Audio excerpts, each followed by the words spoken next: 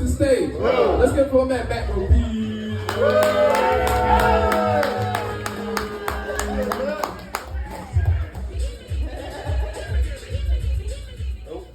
Not drunk enough, I'm not gonna fall. How's it going, everybody? Happy Tuesday. Props to our host Xavier for getting the AC on. I was sweating like I was at an interview with Chris Hansen. Definitely no Diddy, but when Chris Hansen shows up, you know you're in trouble. So, y'all, I'm not gonna lie, it's been a rough couple of weeks. That's why I didn't show up last week. It's been a lot of grasping at straws, bumps and bruises along the way. I've been kind of grasping for solutions. It kind of felt like when you push someone down the stairs a little bit, and just remember, it's someone you don't like, so it's a victimless crime.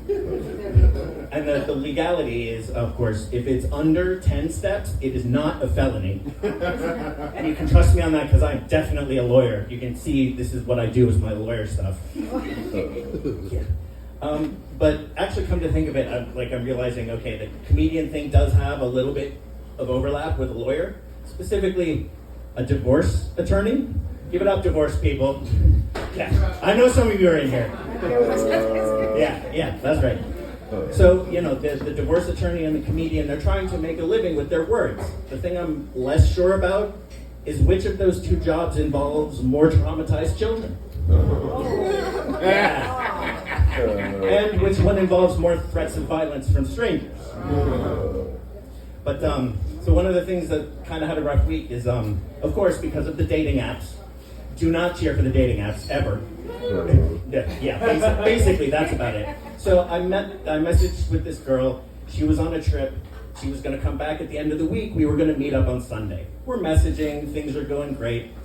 Sunday morning, she's gone. She just disappears, like ice got her. Oh shit. Yeah, I don't know what's going on, but basically, I got ghosted again.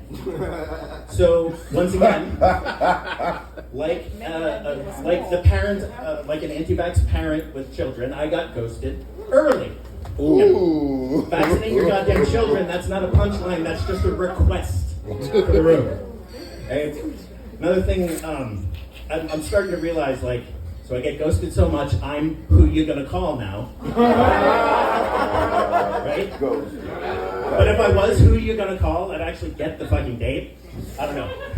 And so I'm realizing it's been so long, I can't tell anymore, but I think girls look at my profile online and they can smell the anime coming off of me.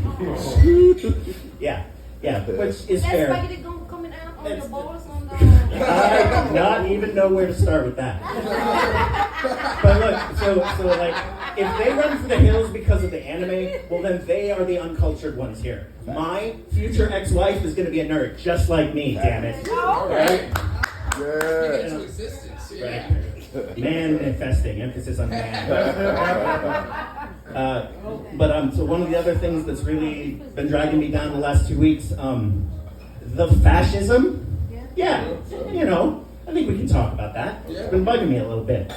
But I'm realizing political violence in America at this point, it's like a standard issue male orgasm. Because at some point, with enough, let's call it voter input, we reach this point of no return, and no matter how much we try to say the alphabet backwards to avert disaster, we're just not going to be able to stop ourselves from civil warring all over the place. It's hard to get that shit out of your hair.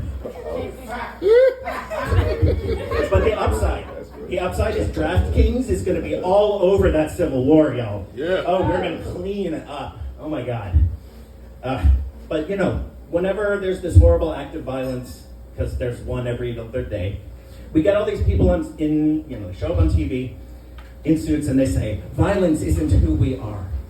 Violence is never the answer. And to them, I just have this one question, bitch, have you met us? Violence 80% of our personality, right? Did you all watch the first John Wick movie and go, he should have used his words? John Wick did nothing wrong, because sometimes violence is pretty awesome. Y'all, I was born on July 4th. You're welcome. But y'all, back in the day, we weren't violent, and then they started taxing our tea, and it was on immediately. We love the violence. There's this if violence is never the answer, we need to tell two groups of people, pro wrestlers and cops. Two groups of people that have not got the memo. And if violence isn't the answer, then we all remember 9/11. There was no violence after 9/11, right? We remember George Bush and the make love, not war on terror. When the Navy SEALs, when they found bin Laden in Pakistan and they cornered him and then they flipped a chair around and sat down like a youth pastor. We had a heart-to-heart talk. And that was the end of terrorism. That's what the Navy SEALs do, right? But I'm sure this time it's going to be different. If we ignore all of the lessons of history, it's not going to repeat this time. And you can trust me on that because I'm totally a lawyer. So I'm going to go out, just one little PSA. Donate blood if you can. And if you can't, donate someone else's. Donate someone else's you don't like after you push them down the stairs. 9 stairs or less, it's not a felony. My name's not Ricky.